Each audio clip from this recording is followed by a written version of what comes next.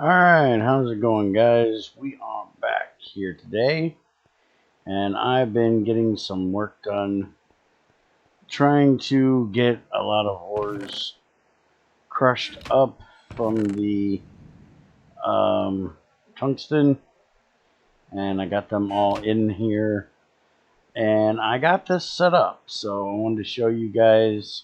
This is not the complete final layout, but this is the beginning of the processing sorting system, and I wanted to run it over with you guys and basically show you how it works. So ignore this hopper, it's just here for me to throw things in. But basically we have the pipe coming out of the sluice down here that's running up, and then that is connected to the back side of this ore dictionary filter, which is set to purified ores, which is dumping them into this chest to be centrifuged. And then if they are the tiny purifieds, they come to this one. And ore dictionary filters, you literally just grab a purified or whatever it is you're wanting to sort, and you click it in that box in the center, and it makes it anything that fits that. And you can do it with just about anything that has an ore dictionary tag. But we're just using it for crushed or purified and tiny purified. Just bring this up here. As you can see, this one, the primary facing is going that way. This is the secondary facing, which does not matter in this setup. That's the primary for this side. You can always tell because it has the dots, where this has the arrows out. But that runs across this line here, and that line is connected to all of these filters here. And all of these filters are filtering down to the hopper below them. And each one of these has a row of 9 tiny purified ores in them. I chose to do this one as just fluorites, so there's only 8 in this one. All the rest have 9. And then those hoppers are dropping into this pipe, and this pipe goes back to this box. And it also can drop things in this box. It hasn't been as of yet, but this box is going to be moved. The reason why it hasn't yet is because the sluice hasn't been on, because this box has been packed full, and I'm trying to work it down before I turn the sluice back on. But I'll be moving this box. This box is literally just an overflow for anything once it does start running that doesn't get filtered.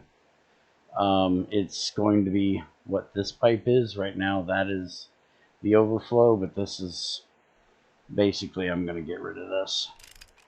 It's not needed, so we'll just get rid of it. This box right now is just holding things that I'm going to filter off to be sluiced, although there is a few things in there I need to get moved out of there. Those are things that are going to be put into the bath. And then I have this one over here, which is things that need to be sifted. And then this one is things that need to be sent out to the coke oven. And I will have ore dictionary filters for,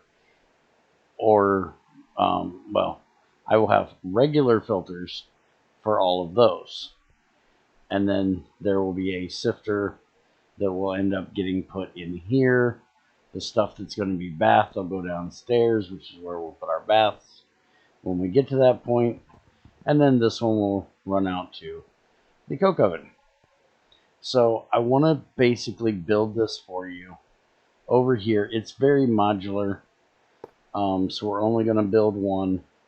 But I basically want to show you how it is set up. So the main thing you need to do is put your filter, or put your hopper on the pipe. This is going to be the output pipe. So this is going to go to the box that is your centrifuge. And then you also will need to have a screwdriver, because you will want to set this to 9, because as of now the centrifuge requires either a full or 9 tinies. So you want to set this to 9. You do not need a monkey wrench. You're not setting this to exact. You want anything that's divisible of 9. So that's how we're going to do that one. Then we just take a filter and we stick that on top of there. We want to make sure it's wrenched that direction so it outputs into the hopper. And that's literally all that hopper's for, is to get it to where it only drops 9. The hopper is basically a buffer. It will be holding anything that does not equal 9 of that ore. That's why we're using electrum hoppers that hold 9 items and only putting 9 items in the filter. Now we will be making ultimate hoppers soon, and that will make this more compact, because ultimate hoppers, there they are, hold 27 items. So we'll be able to do 3 lines. So for all of them up there, it'll be down to just 2 instead of 6. But we'll be doing that in a few videos from now. So then you just need your pipe that inputs, and then you need your ore dictionary filter that we will put right here.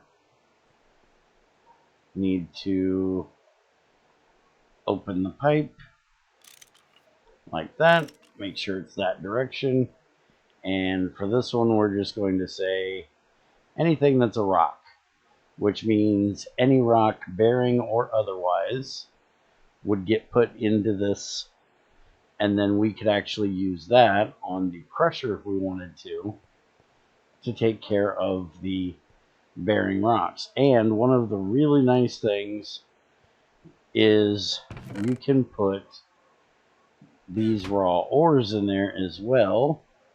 If you remember them from the major update video, and it only cares about any raw ores. So that's a way that you can send all of your raw ores right into your crusher. Really nice for sorting systems. Love these filters. I use them all the time. So that is basically all you need. And then this will be your pipe up from your sluice. And then you just build this out and you're good to go. Now I do have a restrictor pipe on there. That is because this pipe up here will also be connecting to the bath, the sifter,